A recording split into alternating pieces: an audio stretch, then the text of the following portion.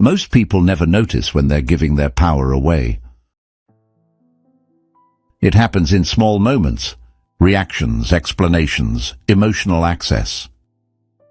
Have you ever had that uncomfortable moment where you meet someone, shake their hand, look them in the eye, and 10 seconds later, their name is gone? It isn't just a slip of the tongue. It isn't that you weren't listening. You were there. You were physically present in that room. You heard the sound of their voice. You saw their lips move. You may have even seen the letters of their name in your mind for a brief second. But then, as if by magic, the name evaporated.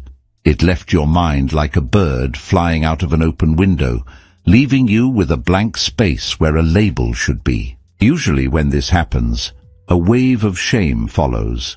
You feel a sudden heat in your chest. You feel a slight tension in your neck. You think to yourself, I am so rude. What is wrong with my brain? Is my memory failing? Am I becoming cold? Do I simply not care about people? Our society tells us that forgetting a name is a sign of disrespect. We are told, through books, schools, and social rules, that the most beautiful sound to a person is the sound of their own name. We are taught that to remember a name is to show value, and to forget a name is to say, you are not important to me. We believe that if we truly cared, we would remember. So when the name vanishes, you feel like you have committed a social crime. You spend the rest of the conversation in a state of quiet panic. You aren't even listening to what the person is saying anymore because you are so focused on your failure to remember a simple word.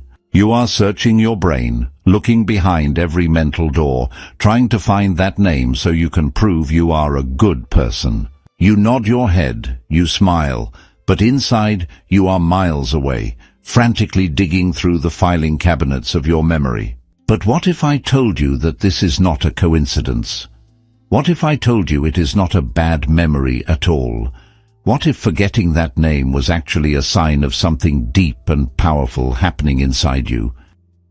Carl Jung, the great explorer of the hidden parts of the human soul, would look at this very differently. He would not see a mistake. He would not see a defect. He would see a choice. Not a choice you made with your conscious mind, but a choice made by your inner self. There is a specific kind of person who forgets names easily, and usually that person is not absent-minded in the way we think. They are what we might call present elsewhere. They are looking at something so much deeper than a name that the name simply cannot survive in their awareness. It is like trying to hold a single drop of water while you are standing in the middle of a massive crashing ocean. The drop isn't lost because you are careless. It is lost because you are overwhelmed by the depth of the sea. If you are a person who forgets names, you have likely felt wrong or socially broken for a long time. You have probably apologized hundreds of times for your terrible memory. Today, we are going to remove that weight from your shoulders. We are going to look at why your mind refuses to hold on to labels, and what that says about the quiet power of your soul. We are going to explore why your brain is doing exactly what it was designed to do. Sit quietly. Take a breath. Let go of the shame you have carried from all those parties, meetings, and introductions. We are going to find the strength in your forgetting. We are going to understand the secret language of your unconscious mind. To understand why you forget names, we must understand how Carl Jung viewed the mind. He believed the mind has a limited amount of energy. He called this psychic energy. Think of your attention like a flashlight in a dark forest. You only have one light, and the battery only lasts so long. You can only point that light at one thing at a time.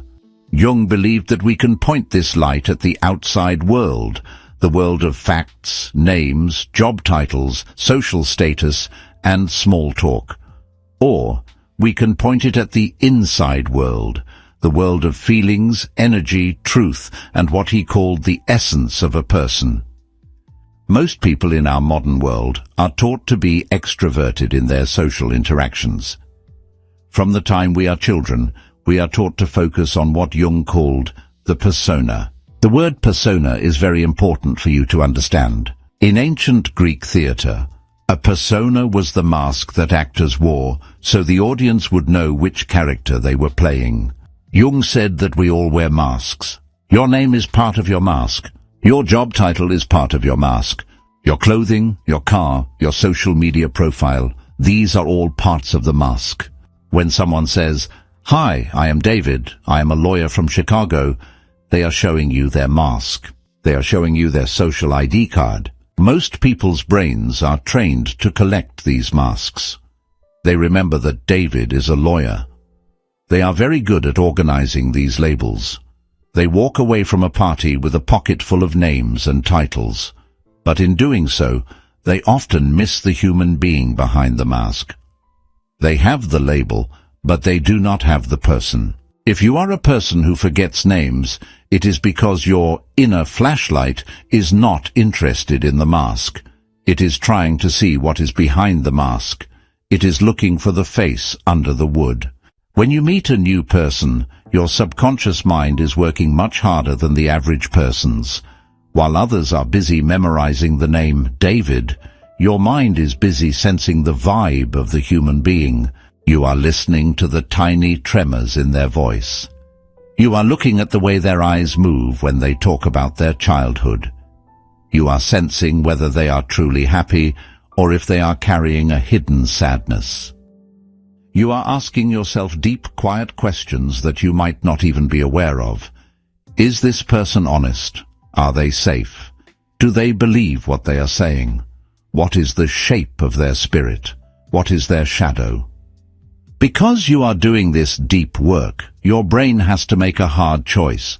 It cannot focus on the deep spiritual truth of a person and the shallow social label at the same time. It is a matter of energy. You are using 99% of your energy to read the person's soul, and there is only 1% left to remember a random sound like David. The name is just a word. It is a social tag. It has no biological or spiritual meaning. The sound David tells you nothing about the quality of a man's heart. It doesn't tell you if he is kind to animals, if he is afraid of the dark, or if he is a loyal friend. But the way he looks at a stranger, or the way he holds his shoulders when he is tired, that tells you everything. Your brain thinks, why should I waste my energy remembering the word David when I am busy trying to understand the truth of this human universe? You forget the name because you are too busy remembering the person. You are trading a label for an essence. In the economy of your mind, your brain has decided that the name is cheap, but the soul is expensive. You are choosing the expensive thing every time. You are ignoring the price tag so you can appreciate the art. Jung described a specific type of person, the introverted intuitive. This is likely who you are if you struggle with names but remember deep details. This person lives in the world of what is beneath. For this type of person, dry facts are like dust. Names are facts. Dates are facts. Addresses are facts. These things feel heavy and boring to an intuitive mind. They feel like static on a radio. They are the surface tension of life. An intuitive person wants to know the pattern. If someone tells you their name is Sarah, your brain might let it go because Sarah is a common label. But if Sarah tells you about a dream she had, or a fear she has, or a beautiful sunset she saw 10 years ago, you will remember every detail of that story for the rest of your life. You will remember the color of the sky in her story, the way she felt, and the lesson she learned.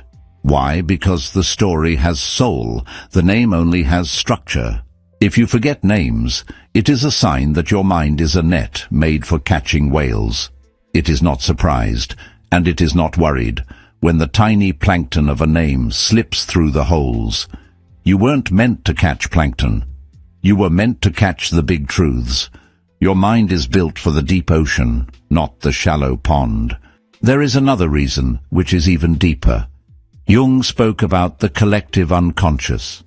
This is the part of us that knows we are all one.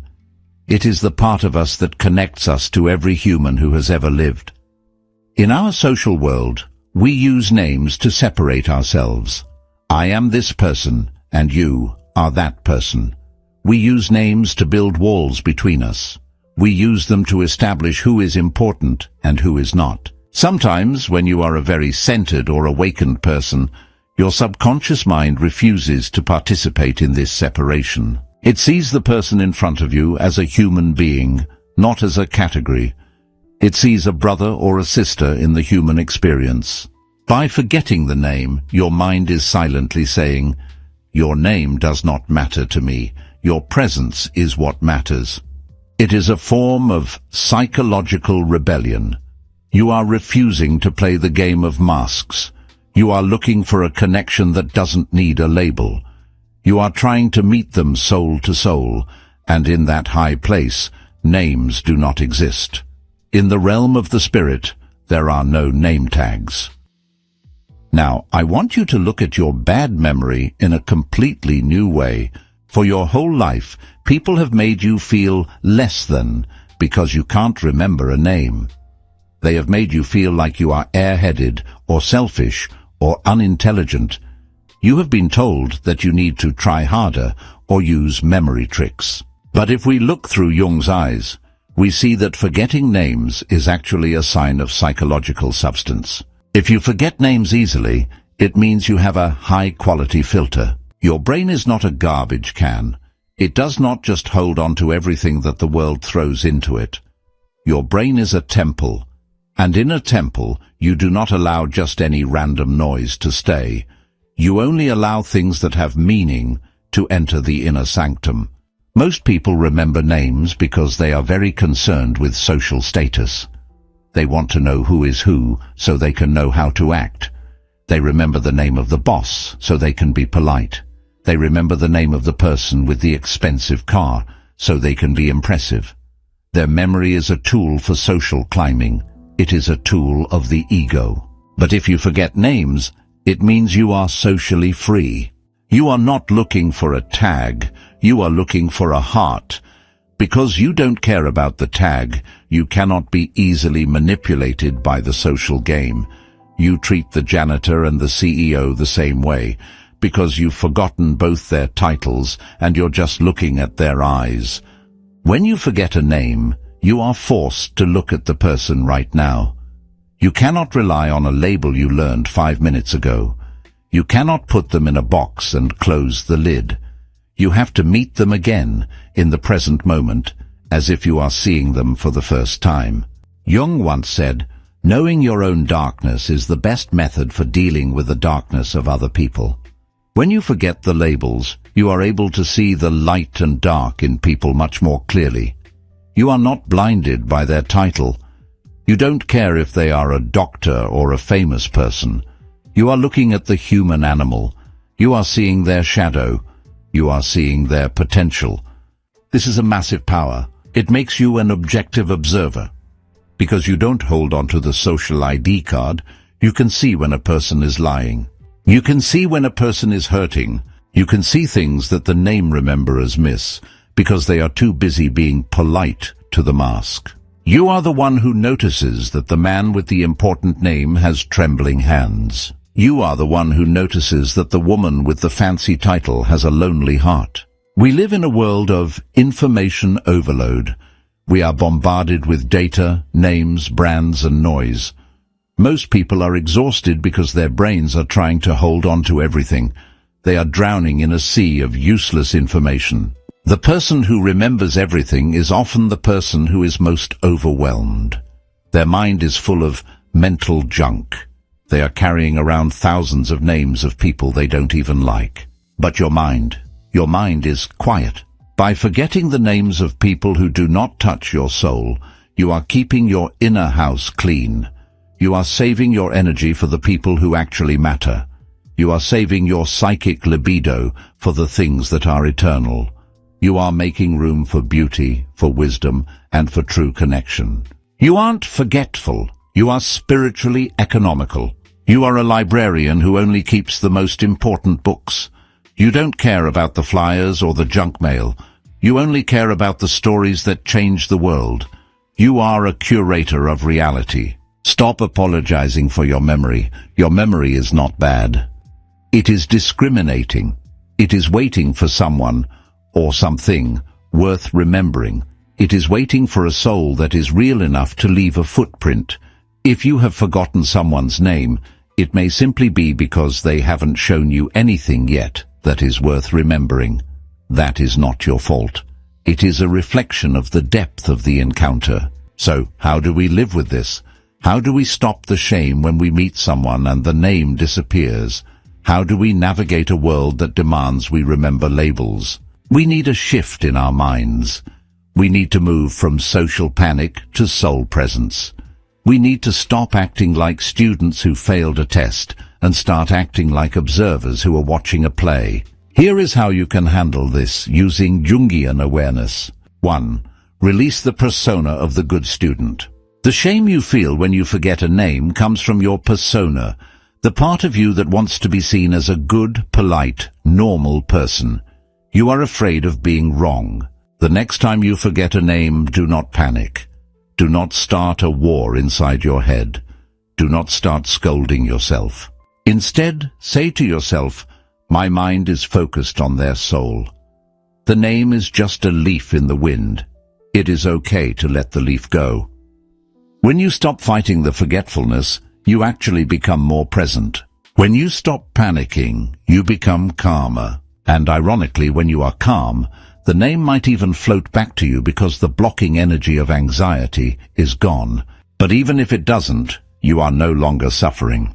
You have accepted that you are a soul reader, not a label collector. You are comfortable being the person who doesn't know the name, but knows the man. 2. Focus on the third thing. When you meet someone, instead of repeating their name over and over in your head like a robot, which actually prevents you from listening, look for the third thing. The first thing is their name. The second thing is their job. The third thing is their truth. What is the one thing about this person that is real? Is it the way they use their hands when they talk? Is it the kindness in their eyes? Is it the shadow of stress they are carrying on their brow? Is it the spark of joy when they mention their dog? Focus on that truth. If you remember the truth of a person, they will feel it. Even if you forget their name, they will feel seen by you. They will feel that you have looked into them, not just at them. A person would much rather have you forget their name but remember their heart than have you remember their name but forget who they are. Be the person who remembers the heart. Be the person who says, I don't remember your name, but I remember how much you love the ocean. That is a connection no name can match. 3. Be honestly vulnerable. If you must ask for a name again, do not do it with shame. Do not crawl or beg for forgiveness. Do it with humanity. Do not say, I'm sorry, I'm so stupid, I forgot your name. That is coming from a place of weakness and ego attachment. You are making it about you. Instead, look them in the eye and say, forgive me, I was so focused on what you were saying that I let your name slip away. Could you tell me again? Look at the difference. You aren't saying you have a bad brain. You are saying that you were so deeply interested in their essence, in their words and their presence, that the mask got lost. This is actually a high compliment. It tells the other person that they are more interesting than their label. It creates a soul connection instead of a social transaction. It moves the conversation from the surface to the self. It invites them to be real with you. 4. Practice active forgetting. Before you go into a social event, a party, a meeting, a wedding, tell yourself, I am going here to meet souls, not to collect business cards. Give yourself permission to forget. Say to yourself, if a name stays, it stays. If it goes, it goes. I am here for the essence. When you give yourself permission, the pressure disappears. And when the pressure disappears, your inner observer becomes much sharper. You will start to notice things about people that others miss. You will see the truth behind the smiles. You will notice who is lonely, who is brave, and who is kind. You will become a reader of the human condition rather than a rememberer of tags. Practical tip: if you forget a name, don't look at the floor. Don't look away in embarrassment. Look at the person. Stay in their eyes. The name is just a word. The eyes are a window to the soul. Stay at the window. The name doesn't matter as much as the view. If you stay present, the lack of a name becomes a bridge, not a wall. We live in a world that is obsessed with labels. We want to name everything. We want to put everything in a box. We think that if we have a name for something, we know it. We think that if we name a bird, we understand the bird, but we don't. We only know the word. But Carl Jung knew better. He knew that the things that are most real have no names. Love has no name. Peace has no name. The soul has no name. If you are a person who forgets names, perhaps it is because your spirit is looking for the things that cannot be named. Do not be ashamed of your quiet mind. Do not be ashamed of your empty basement. It is empty so that it can hold the truth. The next time you forget a name, do not look for the word. Look for the light in the person standing in front of you. The name is temporary. It will be forgotten in 100 years. But the light, the essence, the soul, that is eternal. Be still. Be present.